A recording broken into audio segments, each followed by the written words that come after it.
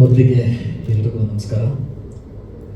ಮನೆ ದೇವರಾದಂಥ ಕಾಲಭೈರವ, ಗುರು ರಾಘವೇಂದ್ರ, ಹಾಗೆ ತಂದೆ ತಾಯಿ, ಹಾಗೆ ನಿರ್ಮಾಪಕರು, ಹಾಗೆ ಮಾಧ್ಯಮ ಮಿತ್ರರ ಆಶೀರ್ವಾದ ಪಡಿತಾ ನನ್ನ ಮೊದಲನೇ ಭಾಷಣ ಇವತ್ತಿಷ್ಟು ಜನ ಮುಂದೆ ಮಾತಾಡ್ತಾ ಇದ್ದೀನಿ.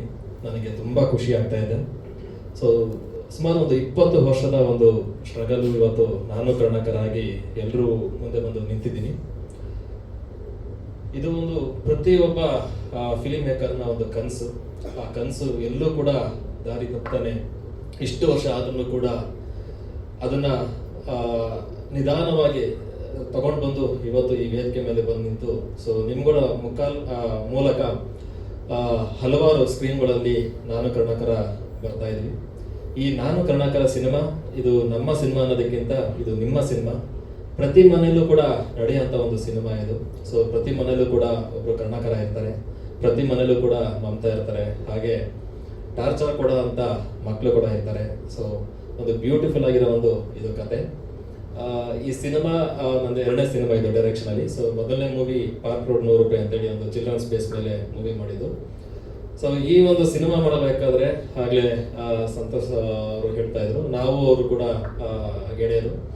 ಸುಮಾರು ಒಂದು 20-25 ಕಿಲೋಮೀಟರ್ ನಾವು ವೀಕ್ಲಿ ಒನ್ಸ್ ವಾಕ್ ಮಾಡಬೇಕಾದ್ರೆ ಅವ್ರಿಗೂ ನಮಗೂ ಸಿನಿಮಾ ಒಡನಾಟ ಸ್ವಲ್ಪ ಮಾತುಕತೆ ಆಗ್ತಾ ಒಂದು ಕಂಟೆಂಟ್ನ ನಾನು ಹೇಳಿದೆ. ಅವಾಗ ಅದನ್ನು ಡೆವಲಪ್ ಮಾಡಿ ಅಂತಂದ್ರು. ಆ ಡೆವಲಪ್ಪು ಇವತ್ತು ಇಲ್ಲಿವರೆಗೂ ಬಂದು ನಿಂತಿದೆ.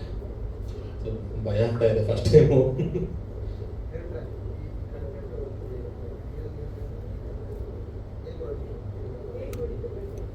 ಇದು ಕಂಟೆಂಟ್ ಲೈಕ್ ನನಗೆ ಎಲ್ಲರೂ ಮನೇಲೂ ನೋಡ್ತಾ ಇದೆ, ಹೊರಗಡೆ ನೋಡ್ತಾ ಇದೆ, ನನ್ನ ಮನೇಲೂ ನೋಡ್ತಾ ಇದೆ. ಸೊ ಇದೆಲ್ಲ ಒಂದು ಕಡೆ ಯೂನಿವರ್ಸಲ್ ಅನ್ನಿಸ್ತು ಸಬ್ಜೆಕ್ಟ್. ಸೊ ನನಗೆ ಪಾರ್ಕ್ ರೋಡ್ ಮೂವಿನೂ ಕೂಡ ಒಂದು ಯೂನಿವರ್ಸಲ್ ಸಬ್ಜೆಕ್ಟ್ ಆಗಿ ನಾನು ಮಾಡಿದ್ದು. ನನಗೇನಂದರೆ ಫ್ಯಾಮಿಲಿ ಆಡಿಯನ್ಸ್ ನನಗೆ ಬರಬೇಕು ಅನ್ನೋದು ಒಂದು ಫೀಲ್ ಇತ್ತು. ಸೊ ಅವಾಗ ಆ ಕಂಟೆಂಟ್ನ ಹುಡುಕ್ಬೇಕಾದ್ರೆ ಎಲ್ಲೋ ಒಂದು ಕಡೆ ನೋಡಿದೆ ಆ ಘಟನೆ. ಅದೆಲ್ಲೋ ಒಂದು ಕಡೆ ನನಗೆ ಥಾಟ್ ಶುರು ಆಯಿತು. ಅದ್ರದ್ದು ಪ್ರೋಸೆಸ್ ಮಾಡ್ತಾ ಹೋಗ್ತಾ ಇರ್ಬೇಕಾದ್ರೆ ಹಲವಾರು ವಿಷಯಗಳು ಸಿಗ್ತಾ ಹೋಯ್ತು, ಟ್ರೂ ಇನ್ಸಿಡೆಂಟ್ಗಳು ಸಿಗ್ತಾ ಹೋಯ್ತು. ಹೌದಲ್ಲ, ಇದು ನಮ್ಮ ಕಥೆಗೂ ಕೂಡ ಇದು ಎಲ್ಲೋ ಒಂದು ಕಡೆ ಕನೆಕ್ಷನ್ಸ್ ಇದೆ. ಇದು ಬರೀ ಒಬ್ರದಲ್ಲ, ಹಲವಾರು ಜನದ್ದು ಇದೆ ಅನ್ನೋದು ಒಂದು ಫೀಲ್ ಆಯಿತು ಸರ್. ಅವಾಗ ಡೆವಲಪಿಂಗ್ ಶುರು ಆಯಿತು.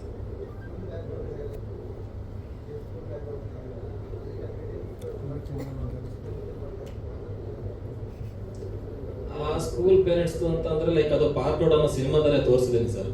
ಬಟ್ ಮಕ್ಕಳಲ್ಲಿ ಇರೋಂಥ ಒಂದು ಏನು ಚಂಚಲತೆ, ಆ ತುಂಟಾಟಗಳೆಲ್ಲ ನೋಡಿದ್ರಲ್ಲ, ಅವೆಲ್ಲವೂ ಕೆಲವೊಂದೆಲ್ಲ ಇದರಲ್ಲಿದೆ, ಸಿನಿಮಾದಲ್ಲಿದೆ.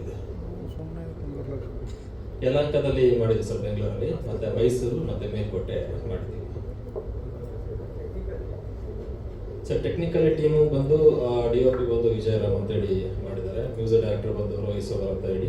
ಸೊ ಎಡಿಟರ್ ಬಂದು ಸುಹಾಸ್ VFX ಇದು ಮಾಡಿದ್ದಾರೆ.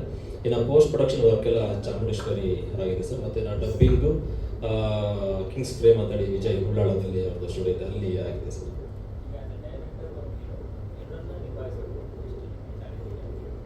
ಸೊ ಚಾಲೆಂಜಿಂಗ್ ಅನ್ನೋದು ಪ್ರತಿ ಹಂತನೂ ಚಾಲೆಂಜ್ ಸರ್. ಬಟ್ ಕೆಲಸನ ಇಷ್ಟಪಡ್ತೀನಿ, ಕೆಲಸನ ರೆಸ್ಪೆಕ್ಟ್ ಮಾಡ್ತೀನಿ. ಸೊ ಆ ಕೆಲಸ ಇಷ್ಟಪಟ್ಟು ರೆಸ್ಪೆಕ್ಟ್ ಮಾಡಿದಾಗ ನನಗೆ ಅದು ಚಾಲೆಂಜಾಗಿ ಕಾಣಿಸಲ್ಲ, ಬಿಕಾಸ್ ನನಗೆ ಟೀಮ್ ಇತ್ತು. ಸೊ ಮೇಲಾಗಿ ಪ್ರೊಡ್ಯೂಸರ್ದು ಸಪೋರ್ಟ್ ಇತ್ತು ಸರ್. ಅವ್ರು ಸಪೋರ್ಟ್ ಕೊಟ್ಟಿದ್ದಕ್ಕೆ 2 ಕೆಲಸ ಆಯಿತು. ಇಲ್ಲ ಅಂತಂದರೆ ನನಗೆಲ್ಲ ಒಂದು ಸ್ವಲ್ಪ ಕಷ್ಟ ಆಗ್ತಾ ಇತ್ತು. ಬಟ್ ಟೀಮ್ ಚೆನ್ನಾಗಿತ್ತು ಸರ್. ಟೀಮ್ ಎಲ್ಲ ಥರದನ್ನು ಕೂಡ ಕೋಆಪ್ರೇಟ್ ಮಾಡ್ತಾ ಇದ್ರು. ನಾವು ಹೋಮ್ವರ್ಕ್ ಮಾಡ್ಕೊತಾ ಇದ್ವಿ. ಲೈಕ್ ನಾನೀಗ ಸ್ಕ್ರೀನಲ್ಲಿ ಆ್ಯಕ್ಟ್ ಮಾಡಬೇಕಾದ್ರೆ ಸೊ ಆ್ಯಕ್ಟ್ ಮಾಡಿ ಮಾನಿಟರ್ ಮುಂದೆ ಬಂದು ನೋಡ್ತಾ ಇದ್ವಿ.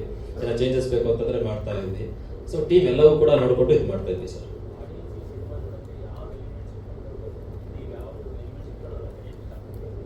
ಸರ್ ಇದರಲ್ಲಿ ಹಲವಾರು ವಿಷಯಗಳಿದ್ದಾವೆ. ಸೊ ಅದನ್ನು ನಾನು ಈಗ ಹೇಳೋದಕ್ಕಿಂತ ಸಿನಿಮಾ ನೋಡಿದ್ಮೇಲೆ ಅಲ್ಲ, ನೀವು ವೆಲ್ಕಮಿಂಗ್ ಹೆಂಗ್ ಮಾಡ್ತೀರಾ ಆಡಿಯನ್ಸ್ನ ಅಂತ ಕೇಳ್ತಿದ್ದಾರೆ. ಫ್ಯಾಮಿಲಿ ಸಬ್ಜೆಕ್ಟ್ ಸರ್, ಫ್ಯಾಮಿಲಿ ನೋಡೋಂಥದ್ದು ಒಂದು ಸಬ್ಜೆಕ್ಟ್.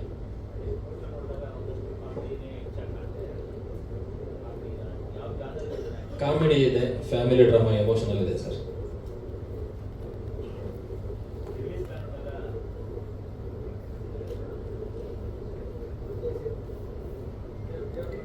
ಓಕೆ ಸರಿ, ಏನಾದರೂ ಮಾತಾಡ್ತೀರಾ?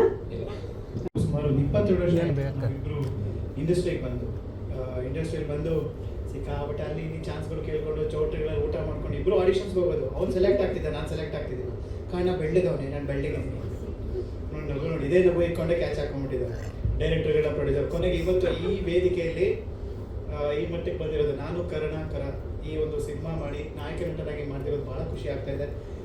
ಇದೊಂದು ಮೈಲ್ಗಲ್ ನಮಗೆ ಈ ನಾನು ಕರುಣಾಕರ ಸಿನಿಮಾಗೆ, ಜೊತೆಗೆ ಈ ಒಂದು ಕನಸು ಇವತ್ತು ನನಸಾಗಿದೆ. ಆಲ್ ದ ಬೆಸ್ಟ್ ಗೆಳೆಯ, ಒಳ್ಳೆಯದಾಗಲಿ. ಆ್ಯಂಡ್ ಈ ಸಿನಿಮಾ ಭಾಳ ಅದ್ಭುತವಾಗಿ ಬಂದಿದೆ. ಆ್ಯಂಡ್ ನಾನು ಸಾಂಗ್ ಎಲ್ಲ ನೋಡಿದ ಜೊತೆಗೆ ಶೂಟಿಂಗಲ್ಲಿ ನಾನು ಸ್ವಲ್ಪ ಭಾಗಿಯಾಗ್ತಿದೆ. ಪೂರ್ತಿ ಯಲಹಂಕ ಭಾಗದಲ್ಲಿ ತೆಗೆದಿರುವಂಥದ್ದು. ನನಗೆ ಹಾಡು ಅದೆಲ್ಲ ನೋಡ್ತೀವಿ ಎಷ್ಟು ಬ್ಯೂಟಿಫುಲ್ ಆಗಿ ಮಾಡಿದ್ದಾರೆ, ಕಲರ್ಫುಲ್ ಆಗಿದೆ. ಸೊ ಪೋಸ್ಟರ್ ಹೇಗಿದೆಯೋ ಅದೇ ರೀತಿ ಸಿನಿಮಾ ಸಾಂಗ್ಸ್ಗಳು ನೋಡಿದ್ರೆ ಎಷ್ಟು ಬ್ಯೂಟಿಫುಲ್ ಆಗಿದೆ ಅಂತ. ಸೊ ನನಗಂತೂ ಭಾಳ ಖುಷಿ ಆಗ್ತಿದೆ. ಯಾಕಂದ್ರೆ ಒಂದು ಫ್ಯಾಮಿಲಿ ಓರಿಯೆಂಟೆಡ್ ಮೂವಿ, ಕಷ್ಟಪಟ್ಟು ಸಿಕ್ಕಾಪಟ್ಟೆ ತಂದೆ ತಾಯಿಗಳು ಮಕ್ಕಳಿಗೆ ಕೊಡ್ಸೋಕೆ ಒದ್ದಾಡ್ತೀವಿ, ಮನೆಗೆ ಎಷ್ಟೋ ತೂತುಗಳು ಮುಚ್ಚೋಕ್ಕೆ ಒದ್ದಾಡ್ತಿರ್ತೀವಿ ಅಂತ ಇದರಲ್ಲಿ ಈ ನಾನು ಕರುಣಾಕರ ಎಷ್ಟು ಕಷ್ಟಪಟ್ಟಿದ್ದನೋ ಈ ಸಿನಿಮಾದಲ್ಲಿ ತೋರಿಸಿದ್ದಾರೆ. ಅದು ಆಗಿದೆಯಾ ಅಥವಾ ಪ್ರಾಬ್ಲಮ್ ಸಾಲ್ವ್ ಆಗಿದೆ, ಇಲ್ಲ ಪ್ರಾಬ್ಲಮ್ ಇನ್ನೂ ಕಂಟಿನ್ಯೂ ಆಗ್ತಾ ಇದೆಯಾ ಅನ್ನೋದು ಈ cinema. And all the best ಗೆಳೆಯ, ಒಳ್ಳೆದಾಗಲಿ. ಹೋಲ್ ಟೀಮ್ ತುಂಬ ಕಷ್ಟಪಟ್ಟಿದೆ. ನಾನು ಕರುಣಾಕರ ಟೀಮ್ ಅಂತ ನೋಡಿ ಎಲ್ಲಿ ಅಪ್ಪ ಕೊನೆಗೆ ನಮ್ಮ ಸಿನಿಮಾ ಕಲರ್ಫುಲ್ ಆಗಿ ಕಾಣಿಸ್ತಾ ಇದೆ. ಆ್ಯಂಡ್ ಬ್ಯೂಟಿಫುಲ್ ಆಗಿ ಸಾಂಗ್ ಬಂದಿದೆ. ನನಗಂತೂ ಸಾಂಗ್ ಅಂತ ಬ್ಯೂಟಿಫುಲ್ ಆಗಿ ಇಷ್ಟ ಆಗಿದೆ ಸರ್. ನಾನು ಅದಕ್ಕೆ ಹೇಳ್ತೀನಿ ಸರ್, ಸಾಂಗ್ ಏನಾದರೂ ಯಾರಿಗಾದ್ರು ಕೊಟ್ಟಿದ್ದೆ? ಇಲ್ಲ, ನಮ್ಮ ಪಾಪ್ಕಾರ್ನಲ್ಲೇ ಮಾಡಿದ್ದೀವಿ ಅಂದರು. ಸೂಪರ್ ಸರ್ ಅಂತ ಹೇಳಿದ್ರು. ಭಾಳ ಖುಷಿ ಆಯಿತು. ಆಲ್ ದ ಬೆಸ್ಟ್ ಒಳ್ಳೆ ಟೀಮ್ಗೆ, ಎಲ್ಲರಿಗೂ ಒಳ್ಳೆಯದಾಗಲಿ. ದಯವಿಟ್ಟು ಸಿನಿಮಾನ ಫ್ಯಾಮಿಲಿ ನೋಡುವಂಥ ಸಿನಿಮಾ ಇದು. ಆ್ಯಂಡ್ ಎಲ್ಲರೂ ನೋಡಲಿ ಅಂತ ಕೇಳ್ಕೊತೀನಿ. ಆಲ್ ದ ಬೆಸ್ಟ್ ಗೆಳೆಯ, ಒಳ್ಳೆಯದಾಗಲಿ. Thank you madam. ಸರ್ ನನ್ನ ಪಾತ್ರ, ನಾನು ಗೆಸ್ಟ್ ಅಪಿಯರೆನ್ಸ್ ಆಗಿ ನನ್ನ ಸ್ನೇಹಿತ ಮಾಡ್ತಿರೋದ್ರ ಜೊತೆಲೇ ಇದ್ದೆ. ಹಾಗೆ ಒಂದು ಕಾಮಿಡಿ ಪಾತ್ರದಲ್ಲಿ ಮಾಡಿದ್ದೀನಿ. ಆ್ಯಂಡ್ ಸಿಕ್ಕಾಪಟ್ಟೆ ಫ್ರೆಂಡ್ ಆಗಿ ಮಾಡಿದ್ದೀನಿ, ಫ್ರೆಂಡ್ ಪಾತ್ರದಲ್ಲಿ ಮಾಡಿದ್ದೀನಿ.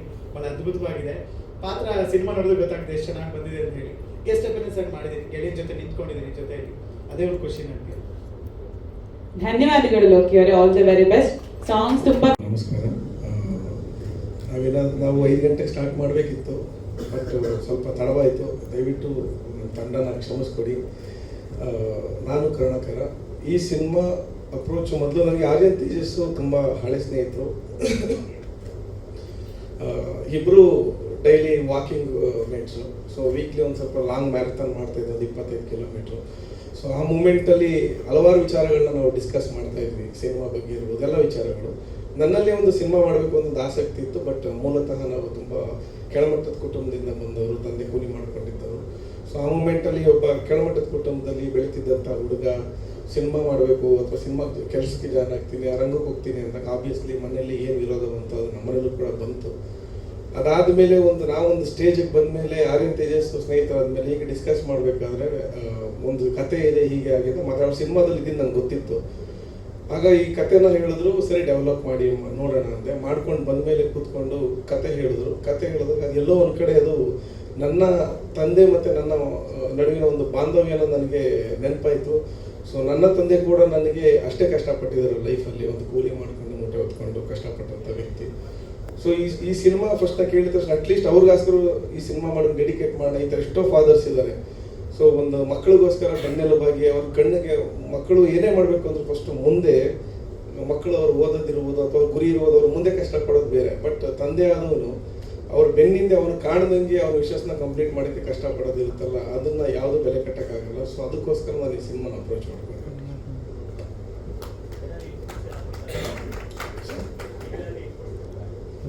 ಡೆಫಿನೆಟ್ಲಿ ಸರ್, ಇನ್ಕ್ಲೂಡ್ ಕೊಟ್ಟಿದ್ದೀನಿ. ಹೌದು sir,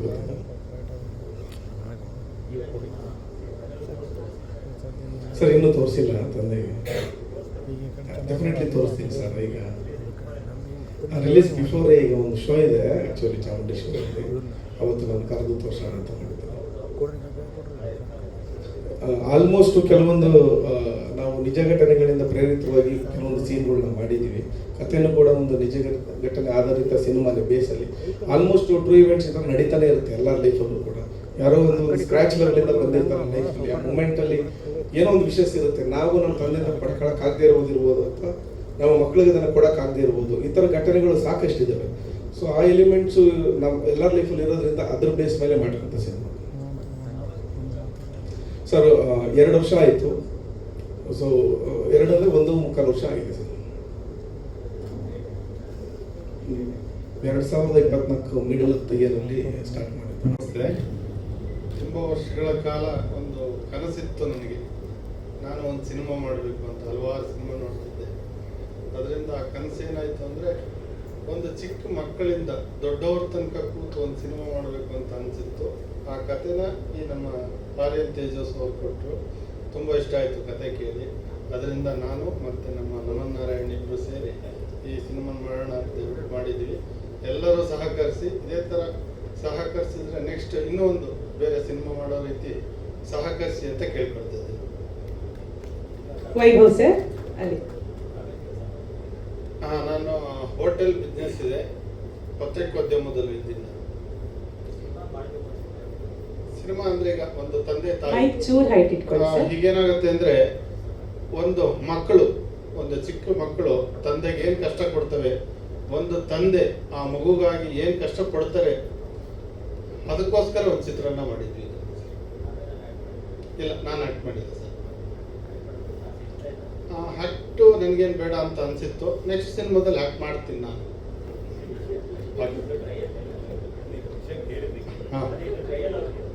okay sir. Yes, thank you Vaibhav sir. ಎಲ್ರಿಗೂ ನಮಸ್ಕಾರ. ನಾನಿಲ್ಲಿ ಗೆಸ್ಟ್ ಅಲ್ಲ, ನಾನು ಪಾರ್ಟ್ ಆಫ್ ದಿ ಟೀಮ್.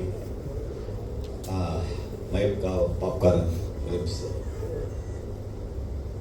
ಭಾಳ ಒಳ್ಳೆಯ ಹೆಸರು, ನಾನು ಕರುಣಾಕರ. ಈಗ ಇತ್ತೀಚೆಗೆ ಬರ್ತಾ ಇರೋ ಸಿನಿಮಾ ಟೈಟಲ್ಸ್ ನೋಡಿದ್ರೆ ಒಂದು ಫ್ಯಾಮಿಲಿ ಟೈಟಲ್ಸ್, ಒಂದು ಫ್ಯಾಮಿಲಿ, ಅಪ್ಪ ಅಮ್ಮ ಮಕ್ಕಳು, ತಂದೆ ತಾತ ಅಜ್ಜಿ ಎಲ್ಲ ಬಂದು ಇಡೀ ಫ್ಯಾಮಿಲಿ ಕೂತ್ ನೋಡುವಂಥ ಒಂದು ಸಿನಿಮಾ ಈ ಕಾಲಘಟ್ಟದಲ್ಲಿ ಬರ್ತಾ ಇರೋದು ಭಾಳ ಕಡಿಮೆ ಆ ಥರ ಒಂದು ಫ್ಯಾಮಿಲಿ ಸಿನಿಮಾ. ಸೊ ಆರ್ಯ ತೇಜಸ್ ಆ ಥರ ಒಂದು ಕತೆ ಮಾಡಿಕೊಂಡು ಸ್ವತಃ ನಿರ್ದೇಶನ ಮಾಡಿಕೊಂಡು ಮುಖ್ಯ ನಾಯಕನ ಪಾತ್ರ ಮಾಡಿ ಅವರಿಗೆ ಬೆನ್ನೆಲುಬಾಗಿ ನಿಂತಹ ಸಂತೋಷ್ ಸುರೇಶ್ ಭಾಳ ಅಚ್ಚುಕಟ್ಟಾಗಿ ಸಿನಿಮಾ ಮಾಡಿದ್ದಾರೆ. ಅವರ ಹೆಂಡತಿ ಪಾತ್ರ, ನಾಯಕಿ ಪಾತ್ರ ಭಾರ್ಗವಿ, ರಾಧಾ ಭಗವತಿ. ನಾನು ಬೇರೆ ಸೀನ್ಗಳು ನೋಡಿಲ್ಲ, ಟ್ರೈಲರ್ ನೋಡಿದೆ. ಮತ್ತು ಸಾಂಗು ತುಂಬ ಚೆನ್ನಾಗಿ ವರ್ಕೌಟ್ ಮಾಡಿದ್ದಾರೆ, 3 ಸಾಂಗು.